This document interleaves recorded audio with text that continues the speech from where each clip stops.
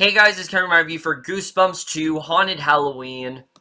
And what Goosebumps 2 Haunted Halloween is essentially about is we center on these two boys, and one day they walk into this like abandoned warehouse or whatever, and there is a book there from R.L. Stine called Haunted Halloween, and they don't really think much of anything of it, but after reciting some words, Slappy the doll is suddenly brought back to life, and what at first seems like an advantage for these kids clearly turns into a nightmare when Slappy has his own agenda where he plans to create his own story, and basically now the two boys and one of the boys' sisters, they have to team up and try to stop Slappy from wreaking havoc, and that's really all I'm going to say. So I was really excited for Goosebumps 2 Haunted Halloween overall. I really enjoyed the first Goosebumps a lot. I thought it was a very creative and fun film, and it did a great job of retaining the elements from the book, but also being a riff on them. You know, recognizing that it is a little bit silly, never really taking itself all that seriously, but it also had some really great character moments in there, and I thought in general, it was as good of a Goosebumps movie as we could possibly get. Jack Black was phenomenal in the R.L. Stine role. I mean, there was so much great stuff about that movie. So that being said, I was actually really excited for Goosebumps 2. I remember, when it was called Goosebumps Horrorland, and it was going to be called Slappy's Revenge, and then suddenly it was called Haunted Halloween. And I will admit the marketing was not the best. They were very secretive, and what I thought is that they were hiding the stuff for the movie. They were trying to hide what was really going on here, and that's what I thought was really going on, that we would get a very good sequel. But, unfortunately, while there definitely are things to like in Goosebumps 2, this has to be one of the weakest and most unnecessary sequels I've seen in a very long time. Goosebumps 2 Haunted Halloween is probably one of my biggest disappointments of the entire year, and we're just getting into it right now. Now, I will say, acting-wise here, they're not the problem. I think all the actors do a good job in this film for the most part. Madison Iseman, the main character here as Sarah Quinn, I actually thought was really good. I really liked her in this role. I have enjoyed her since Jumanji: Welcome to the Jungle, and she did very much impress me here, despite the fact that her character does not have a lot to her, which we'll get to that a little bit later. Iseman does do a good job at making this character feel a bit more fleshed out. You do care about her. She's very likable in the role, and I really do want to see Iseman tackle some more maybe serious work, because she definitely does have it in her, and I really did like what I saw from her in this film. The rest of the acting is fine. I mean, there really is nobody here that stands out. Jeremy Ray Taylor and Caleel Harris, I basically feel the exact same way about both of them. They're fun in the moment, and they do a good job with what they have, I guess, but there's really nothing about them that stands out all that much. I will say, the three of them do have good chemistry. They do work well together, not nearly as much as, say, Odeya Rush, Dylan Minnette, and Jack Black did in the last movie, but I do think that these three do work well together. They definitely are fun to watch at points. I did like Jack Black, of course, as the voice of Slappy. I did think he did a good job in here overall. Everyone else I thought was just kind of fine. Wendi, McLendon, and Covey, Ken Jeong, Chris Parnell, everyone was just kind of fine in this movie in terms of the acting. And that's definitely, like I said, not the problem here. They do the best with the material they have, and you really can't blame them for it. Who I do want to put the blame here is Ari Sandel, the director of this film, who I have been a fan of most of his previous works. I really love The Duff a lot. I think that was a very surprising film. When we first met, I thought was very underrated this year. So I was excited to see what he bring to the table, and the answer is nothing. I mean, there's nothing to his style here. He does absolutely nothing to make this film feel like his own. It's just very bland, and that's really the best way to describe it. I wouldn't say it's terrible directing. It's just really whatever. Like, it honestly feels like anyone could have directed this movie.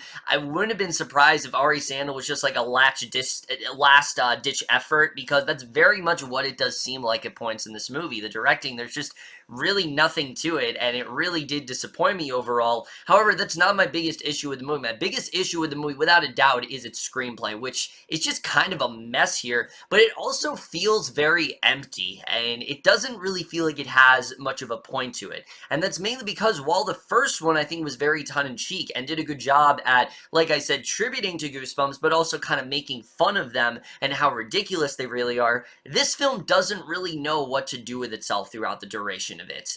You know, this one, the first one, I think it had a really nice balance between catering to kids, but also catering to the parents who likely read the books when they were their kids' age, and now bring it to a new generation. That was really great. This film, on the other hand, is strictly just for kids. I mean, most of the humor in this movie really does not land at all. I really did not find myself laughing that much to this movie, and I definitely do think that that is a huge mistake. But again, I wouldn't have a huge problem with that if the writing was at least somewhat interesting, and it's really not. There's nothing really interesting going on in the story, and my biggest thing is that it doesn't feel like a movie. It feels more in line with the TV series that came out in the 90s. Like, honestly, I could have seen this episode as like a 20-something minute episode in the original TV series that aired in the 90s, and I shouldn't be saying that. These are supposed to be movies, but I'm sorry, there's not enough going on in this movie for me to say, oh yeah, this needed to be movie-like, because I really don't think it needed to be. Especially when it comes to its characters, who are anything but compelling. I mean, there's nothing to most of them. Take our main character, Sarah, for example, who, like I said, Iseman does do a good job here, but there's really nothing to her. I will give you the basics of what Sarah is. She is a writer who's trying to get into college, and she's writing about her greatest fear. She has a boyfriend that is cheating on her, and we're supposed to care for some reason, and that's really it. There's really, oh, and she's the the sister of Jeremy Ray Taylor. That's really it. There's nothing else to this character, and I think this was a huge missed opportunity. She is an extremely flat character. You don't care about her in the slightest, and again, Iseman does the best with what she has, but I just did not care about her at all. Neither did I care about her brother or her brother's friend. There's nothing to these characters, and I do really think that holds the film back a ton. And when it comes to the mother as well, there's nothing really to her. She's just the typical stay-at-home mom who is dating Chris Parnell, and we never really see it. I mean, I didn't care about any of the characters in this movie like I did in the first one, and again, I would not have a problem with that if it takes forever for anything to happen in this movie, because it really does take a long time for us to get to the really interesting stuff. Slappy, especially, should be a highlight of this movie. He should be one of those things that it was like, okay, there's the one thing that is really keeping me from, you know, getting bored here. But unfortunately, they don't even really give Slappy anything that interesting to do. Most of what Slappy does is he is, you know, at first... And then there's Slappy, who for me is usually always a highlight. And for the first, I'd say 30 to 40 minutes, that is what he is. He does a good job in this role. He's a lot of fun to watch. And, you know, he's doing his usual thing. He's sabotaging the boys' science projects. You know, he's blaming them of things that he is obviously guilty for. So they do a good job with that. But as the movie goes on, the more we start to see of Slappy, and to be honest, the more tired I really did become of him.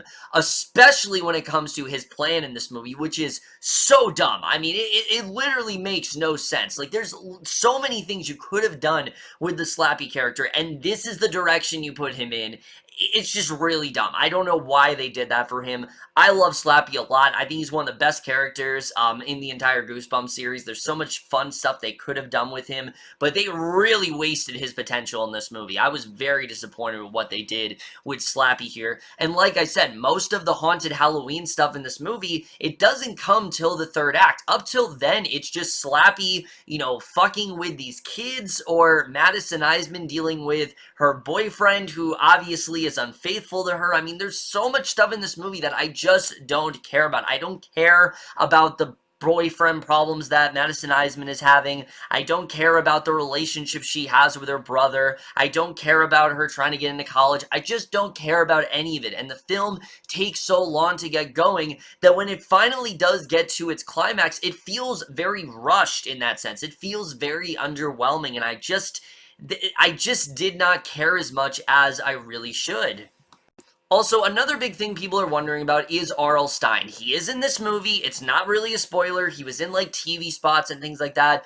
But here's the thing. R.L. Stine does not show up in this movie until, like, the last, I want to say, 10 or 15 minutes. And that whole sequence, anytime he's in the movie, it feels like reshoots. It feels like they had no plans to bring him back, but Black was suddenly available from filming The House with a Clock in Its Walls, and he's like, okay, now I can finally be in this movie. They quickly threw him in there, and it just feels so forced. There's no point in this movie where it feels like R.L. Stine needed to be there. Like, I really love R.L. Stine, and Jack Black does a great job with the character as usual, but he has no purpose in this movie. The only reason he's here is to set up the third movie, which he is going to be heavily involved in without really spoiling anything. And again, I think this really was a huge mistake. I just don't know why they had to put him in here, and it just, again, like a lot of things in this movie, it just felt like a last-minute decision, and it just kind of shows how cobbled together the whole thing really is. I will say in terms of cinematography, I do think there is some really good CGI in this movie. Some of it is kind of questionable, like on the pumpkins or something like that. It's not the greatest, but there is this really fun gummy bear sequence that I did enjoy a lot, and I think they did a good job with that.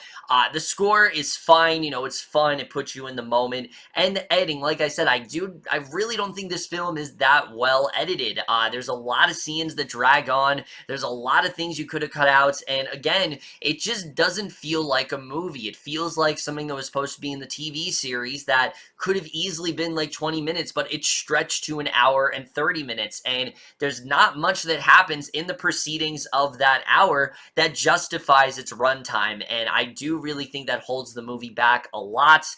Look, I may be very negative on this film. I may be being a bit too hard on it, but the thing is, I can't say I hated it because there's nothing really inherently terrible about it. Okay, Slappy's plan is terrible. I will say that. Slappy's plan, it's garbage. I really can't, I really don't like that plan at all, and you know, it's very frustrating in that sense. I will admit the climax of this movie I do actually think is pretty well done, but for the most part, this is a very forgettable film, and I think for a series that is so fun and creative, there's so much more that this movie could have been, and it's just such a huge missed opportunity in that way. There are some interesting directions they go in the third act, but it's way too rushed. There's not nearly enough going on in this movie. You don't care about the characters.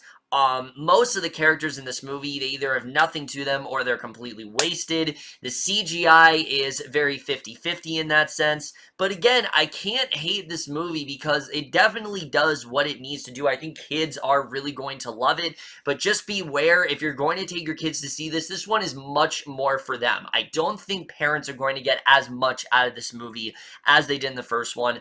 I for sure love the first one a lot more. I think that is exactly what I wanted to be. This is more what I feared the first one was going to be, and also, I will say the way this movie does end, it's compelling. It does actually make me really interested to see Goosebumps 3, except it makes me wish that Goosebumps 3 was this movie. Like, where Goosebumps 3 is going to start is what I wish this movie was, because what we have here, like I said, is just a very slapped together, very bland, very nothing movie. It's the definition of a nothing movie. There's nothing really happening here. The characters, you just don't, they're not necessarily unlikable, but you just don't really care about them a lot.